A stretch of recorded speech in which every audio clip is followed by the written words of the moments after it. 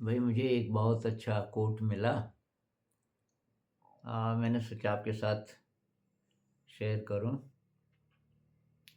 If everything around seems dark, look again, you may be the light. तो ये रूमी साहब का कोट है। रूमी एक सूफी संत थे और 13th सेंचुरी के, और बहुत बड़े मतलब माने जाते हैं, एनलाइटेंड। और इनकी पोइट्री कई भाषाओं में ट्रांसलेशन हो चुका है। इन्होंने तो अपनी भाषा, शायद इनकी पर्शियन थी। तो क्या कहना चाहते हैं, चारों तरफ आप देखते हैं अंधेरा ही अंधेरा है, अंधेरा ही अंधेरा है। जैसे कई कोट्स भी आते हैं ना कि इतना इनजस्टिस है इस दुनिया में, इतने अत्याचार हैं, इतने जघन्य अपराध हो रहे हैं रोज रोज, इतनी लड़ाइयाँ हैं। तो इस दुनिया में कैसे रहें, कैसे जिएं? सब तरफ तो अंधेरा ही अंधेरा है। If everything around seems dark, तो जब ऐसा लगे, लुक अगेन, एक बार फिर देखो, you may be the light, तुमने अपनी तरफ तो शायद देखा ही नहीं, वहां है लाइट। तो क्या कहना चाहते हैं कि भाई हम बाहर बाहर का एनालिसिस करेंगे तो निराश हो जाएंगे। इस पृथ्वी में ये कोई आदर्श स्थिति ऐसी रही हो कि भाई जब सब ठीक था, अमन चैन था, मेरे ख्याल से कभी नहीं था। जब से धरती बनी और खासकर जब से इंसान आया, इंसान का थोड़ा सा दिमाग तेज हुआ, तो तब से ये गड़बड़ तो चल ही रही है। इतने लड़ाई झगड़े, फिर बहुत कमाल के इंसान भी हुए, बुद्ध जैसे, क्राइस्ट जैसे, हमारे ऋषि मुनि हुए, जिनको अवतार माना जाता है कि उन्होंने ये दुख दूर करने के लिए जन्म लिया, कितने सारे। तो वो हुए, लेकिन ये तो फिर भी जारी है। ये जो गड़बड़ है वो चल ही रही है।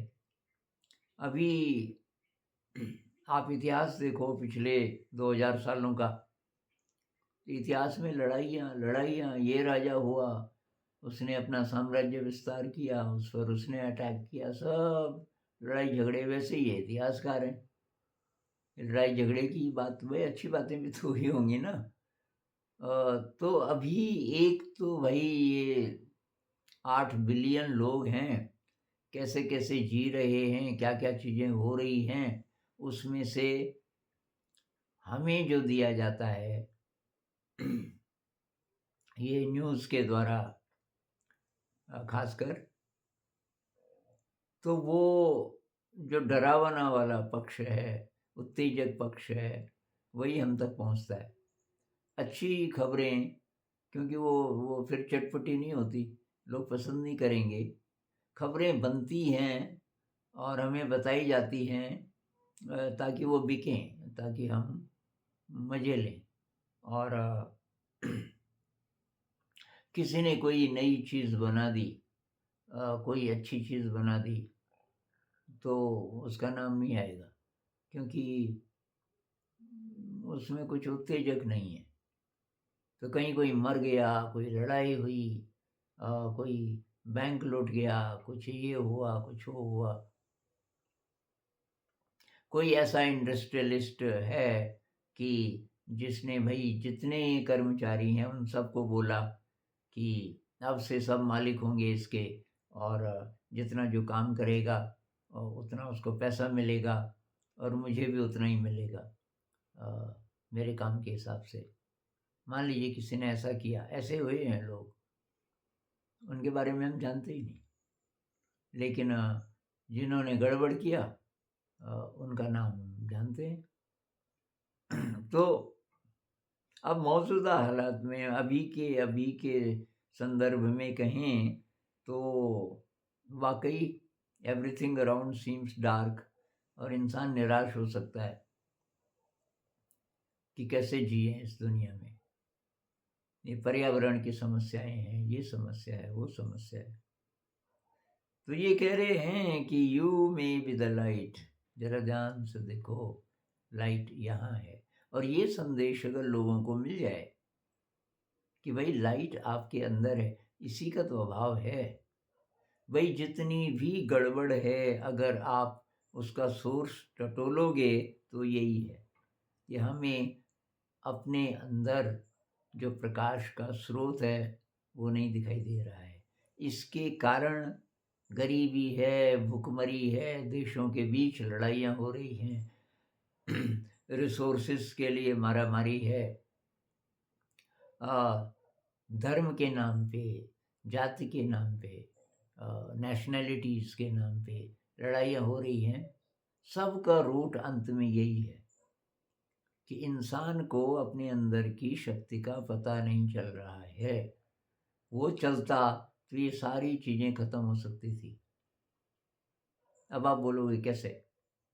ये जो गरीब लोग हैं, बहुतों को भोजन नहीं मिल रहा है, तो उनको अपनी लाइट का पता चल भी जाए तो क्या होगा? चमत्कार होगा। क्योंकि वो पता अगर चल जाए तो बहुत सारी जो गरीबी है वो इनसिक्योरिटी की है। आज भोजन है लेकिन कल की चिंता है। मान लीजिए वो ख़त्म हो जाएगी, कल का कल देखेंगे। जो देश को लगता है कि भाई जो पावरफुल देश है कि मैं वहाँ से लूट सकता हूँ, वहाँ से लूट सकता हूँ, वो सब नहीं होगा। क्योंकि जो राजनीतिज्ञ हैं उनको भी पता चल गया असली शक्ति अंदर की लाइट है, मुझे मदद करनी है। जिन लोगों को पता है तो ठीक है, जिनको नहीं पता कि तुम्हारे अंदर है भाई सोर्स असली, तो जब ये होगा तो ग्रीड कम होगा संसार में। ये गरीबी अमीरी इतनी ज़्यादा क्यों है, उसके बीच में गैप इतना क्यों है? ग्रीड के कारण। तो जब लालच है, मेरे पास है सब ठीक ठाक, लेकिन मैं और ज़्यादा चाहता हूँ, या तो इनसिक्योरिटी है कि भाई अभी कमी है, मेरे पास बहुत ज़्यादा होना चाहिए। और असली बात यह है कि मुझे अंदर की चीज़ का नहीं पता चल रहा है कि भाई अंदर मेरे प्रकाश है, मेरे अंदर शक्ति है। तो चलो हम कम से कम अपनी जिम्मेदारी तो लें। भाई पूरी दुनिया में जो गड़बड़ है उसको तो हम कुछ नहीं कर सकते, अभी ठीक नहीं कर सकते, प्रार्थना कर सकते हैं। पर अपने लेवल पे हम क्या कर सकते हैं? अपने परिवार में जो काम मैं करता हूँ रोज़ रोज़, वहाँ मैं कैसे अपनी लाइट को इस्तेमाल करूँ अपने लिए और अपने परिवेश के लिए, अपने साथियों के लिए, अपने परिवार वालों के लिए। तो इस्तेमाल तब करूँगा ना, पहले पता तो चले कि है मेरे अंदर, मेरे ही अंदर वो स्रोत है, वो शक्ति है। उसका पता कैसे चलेगा? उसके लिए ये आध्यात्म है। और जिसके अंदर ये आध्यात्मिक तलाश शुरू हो गई वो कहीं पीछे नहीं रहेगा दुनिया में। कुछ दिन पहले किसी ने एक कमेंट में बोला कि जो आध्यात्म वाले लोग हैं वो ज़िंदगी में फेल्योर होते हैं। दरअसल उस आदमी ने रिसर्च नहीं की। जो ग्रेटेस्ट सक्सेस है इस दुनिया में वो उन्हीं को मिलती है जो आध्यात्मिक भी होते हैं। ग्रेटेस्ट सक्सेस ये नहीं है कि आप युद्ध में जीत गए, कि आपने लूटपाट करके बहुत सारे रिसोर्सेज इकट्ठे कर लिए, कि आप बाहर से धन के कारण, सम्मान के कारण शक्तिशाली हो गए। ये नहीं, असली बात है कि आप संतुष्ट हैं अंदर से, आपके अंदर प्रेम है। अगर वो है उसको सफलता बोलेंगे। आपके पास पैसा कितना भी है, ज़्यादा है चाहे कम है, लेकिन आप अंदर से संतुष्ट हैं। ग्रीड नहीं है, ग्रीड खत्म हो गया। उसको बोलेंगे ना सक्सेसफुल। सक्सेसफुल इंसान कौन है? जो खुश है ना। खुश कब होगा? जब लालच नहीं होगा उसके अंदर, और कमी भी नहीं होगी। उसके पास जितना भी है, जितना उसको चाहिए उतना होगा, उससे थोड़ा ज़्यादा भी हो सकता है। बहुत ज़्यादा वो इकट्ठा करेगा नहीं, लेकिन कभी ज़रूरत पड़ने पे किसी की मदद करने के लिए, जो कबीर साहब कहते हैं ना, मैं भी भूखा ना रहूं, साधु न भूखा जाए, किसी की मैं मदद भी कर सकूं तो थोड़ा सा एक्स्ट्रा। तो वही बात है, हम वही बात तो करते रहते हैं। इन वीडियोस में हम वही बोल रहे हैं कि you may be the light. वही अपनी लाइट का पता लगाओ, लाइट आपके अंदर है। और संत लोग कई कई ढंग से इस बात को बोल चुके हैं। कबीर साहब कहते हैं, कस्तूरी कुंडली बसे, मृग ढूंढे बन माही।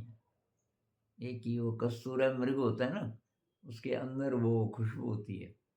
अब खुशबू तो अपने अंदर से आ रही है, वो ढूंढता ही है इसका स्रोत कहाँ है। तो मृग ढूंढे वन माही, अब वो भटक रहा है जंगल में, जहाँ जहाँ जाता है वहाँ वहाँ उस खुशबू भी चलती है। खुशबू तो उसके अंदर से आ रही है। इसी तरह टैगोर जी किसी पोइम में कहते हैं, मैंने कितने दरवाजे खटखटाए, कितने घरों में तुझे ढूंढा, कि तू कहाँ खो गया। फिर निराश होके मैं अपने घर में आया तो वहीं बैठा था। अपने घर में नहीं ढूंढते हम लोग, बाकी सब। देखो ना कितनी दौड़ में लोग लगे हुए हैं, कॉम्पिटिटिव एग्जाम में लगे हैं कि जी वो निकलेंगे यार तब सफल होंगे। अब नौकरी मिल भी गई या फिर फ्रस्ट्रेटेड हैं और कारणों से, जॉब में मज़ा नहीं आ रहा है। अच्छा जॉब होगा तब खुश होंगे, तब खुश होंगे।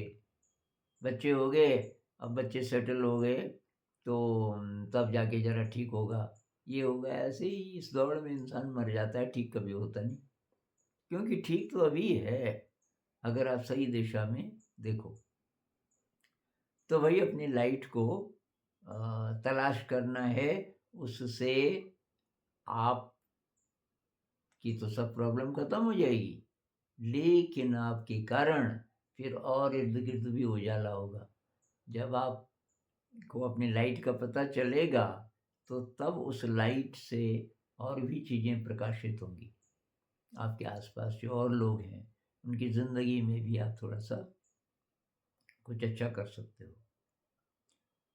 एक और कबीर साहब का दोहा है ना, जो तिल माही तेल है, जो चकमक में आग, तेरा साईं तुझ में जाग सके तो जाग। अब साईं कह लो, लाइट कह लो, कई उसके नाम हैं, कि तेरी जो असली दौलत है, तेरा जो प्रकाश है, तेरा जो नूर है, वो तेरे अंदर है। और वैसे ही जैसे जो तिल, तिल के अंदर तेल है, लेकिन निकालना पड़ेगा ना। तिल के अंदर तेल तो है, ऐसे ही नहीं निकलेगा, मेहनत करनी पड़ेगी जरा।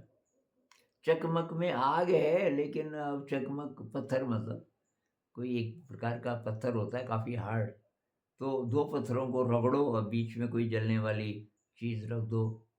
जैसे कोई रुई रख दो सूखी भी, ठीक से थोड़ी सी, आप उसको रगड़ो रुई बीच में रख के, तो उससे चिंगारी पैदा होती है, और रुई चिंगारी पकड़ लेती है, उससे तब आप फिर आग जला सकते हो। लेकिन चकमक का पत्थर ये सामने रखा हुआ है, दो पत्थर रखे हुए हैं, उसमें आग कभी नहीं निकलेगी, रगड़ना पड़ेगा।